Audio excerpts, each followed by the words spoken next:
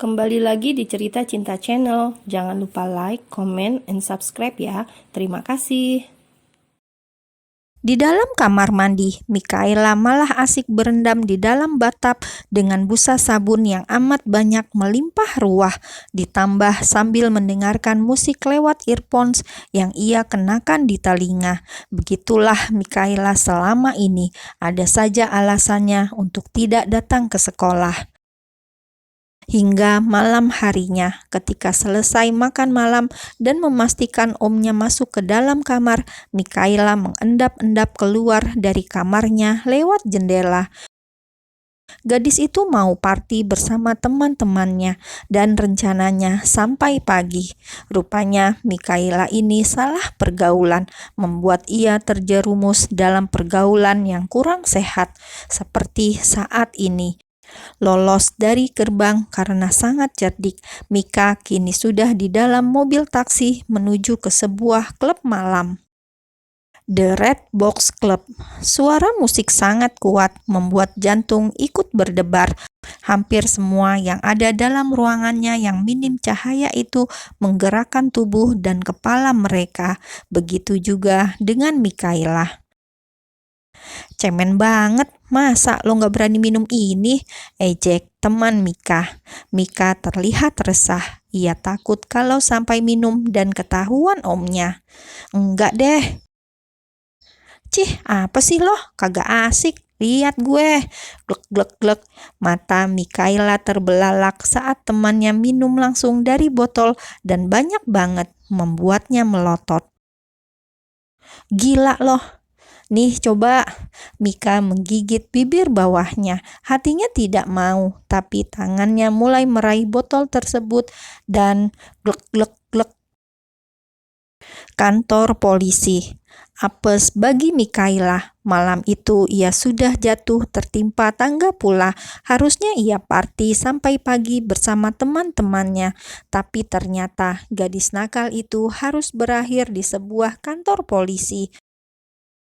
Mika sengaja tidak membawa kartu identitas, sebenarnya agar tidak ada yang mengerti dia siapa.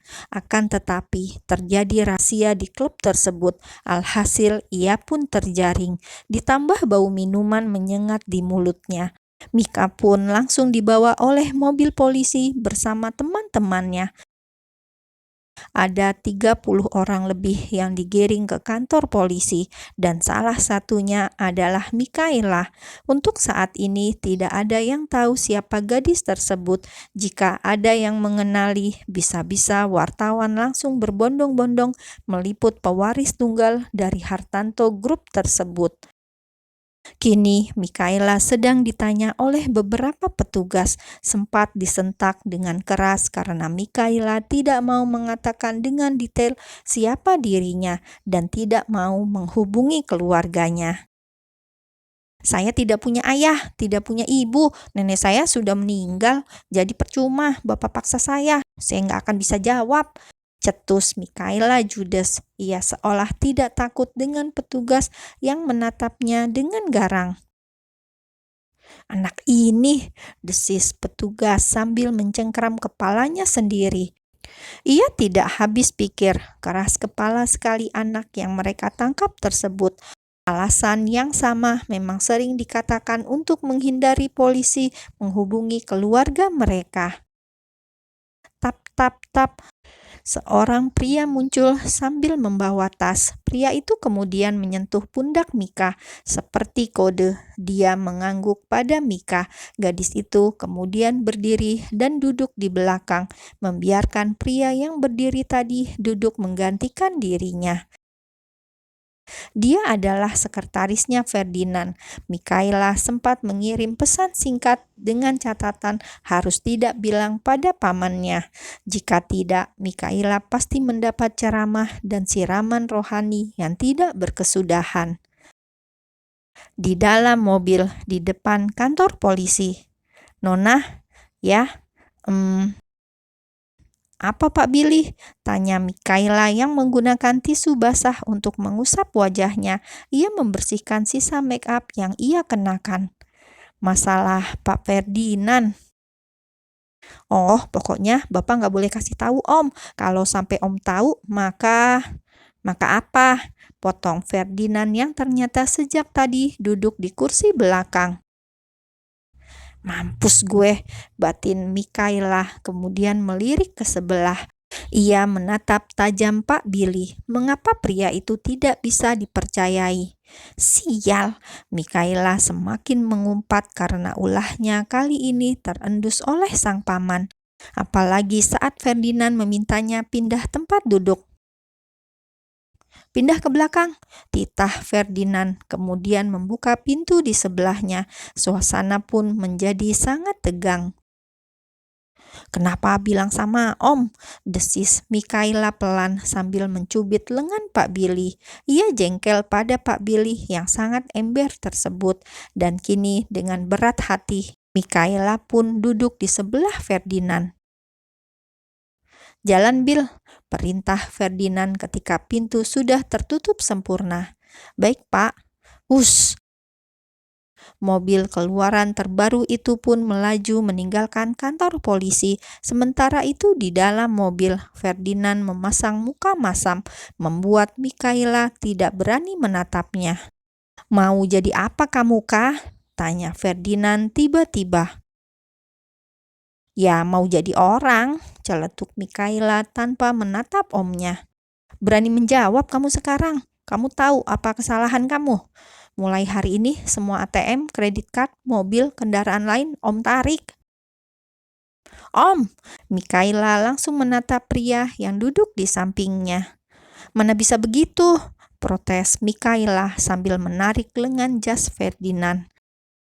Ini hukuman sampai ujian masuk perguruan tinggi, semua Om sita. Pulang pergi ke sekolah diantar sopir pribadi. Jangan harap bisa kabur dari sekolah. Jika tidak, Om bisa melakukan lebih dari apa yang kamu bayangkan. Om kok jahat banget sama Mika? Protes gadis itu. Terserah. Om!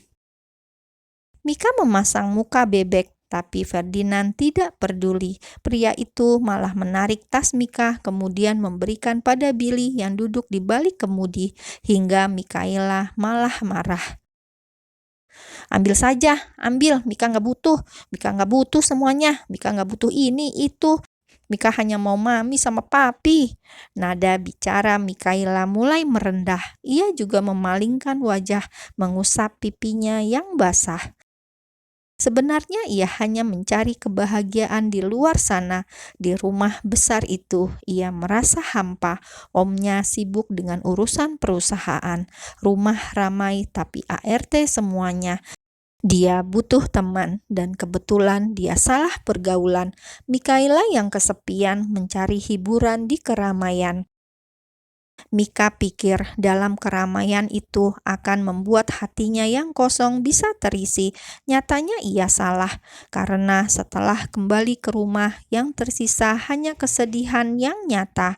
Ia tidak pernah berkeluh kesah pada Ferdinand, karena pria itu sibuk. Jadilah Mikaela tumbuh penuh materi tetapi kekurangan kasih sayang, hingga sekarang menjadi seperti ini. Kini dia tidak mau menatap Ferdinand. Ia memilih melihat pemandangan lewat jendela di sebelahnya. Dan Ferdinand tidak bisa berkata-kata. Jika Mikaela sudah membahas mami dan papinya, hatinya juga ikut teriris. Maafin Ferdi, Mbak, batin Ferdinand sembari melirik Mika yang duduk membelakangi dirinya. Ferdi merasa ia sudah gagal menjaga keponakannya itu. Bagaimanapun juga, ia pun merasa kehilangan. Dan semakin melihat wajah Mikaela, sebenarnya hatinya semakin diliputi kesedihan yang dalam. Tidak ingin membuat Mikaela semakin mengingat masa lalu, Ferdinand memilih diam. Hingga tidak terasa, mereka sampai di sebuah rumah yang mewah dan sangat megah. Ya, setelah melewati jalan yang panjang, mereka kini tiba di kediaman Hartanto, rumah besar peninggalan Alexander Marquis Hartanto. Sebuah rumah yang penuh kenangan dan cinta. Rumah yang besar tapi sangat hampa bagi yang menghuninya. Begitu masuk halaman, baru saja mobil berhenti, Mikaela langsung keluar dan lari masuk ke dalam rumah. Gadis itu berlari cepat menuju kamarnya. Sampai di dalam kamar yang bernuansa pink hitam itu, Mikaela menutup pintu dengan kasar hingga terdengar oleh Ferdinand. Ferdi hanya menghela nafas panjang, kemudian meminta Billy pulang dan mengucap terima kasih karena kerjanya hari ini. Jika tidak karena Billy yang sangat cekatan, mungkin wajah Mikaela akan terpampang di media sosial. Tiba-tiba Ferdinand mengusap pelipisnya. Pusing. Harus dengan cara apa agar Mika tidak liar seperti sekarang? Karena merasa sangat lelah hati, pikiran, dan badan, Ferdinand akhirnya tidur di kamarnya. Ia sampai tidak mengganti pakaian, langsung tidur begitu saja. Pagi hari, baru beberapa saat tertidur, suara kepanikan para ART membuat Ferdinand terbangun. "Tuan, Tuan!" Ferdinand pun keluar kamar menemui ART-nya. "Ada apa lagi?" Seolah Ferdinand tahu ini pasti ulah keponakannya lagi. "Nona muda, Tuan, Nona muda," ucap Bibi panik. "Apa dia kabur lagi?" tebak Ferdinand masih setengah mengantuk. Bibi menggeleng keras. "Bukan, Tuan, bukan." Dahi Ferdinand mengkerut. Ia kemudian langsung berjalan ke kamar Mikaela. "Mika!" Ferdinand melotot, lalu menarik selimut dan melilitkan di tubuh Mikaela. Pria itu mendesis kesal karena di dalam kamar itu terdapat bau minuman yang begitu menyengat. "Om, gerah, kenapa Mika dibungkus?" celoteh Mika yang sepertinya mabuk berat.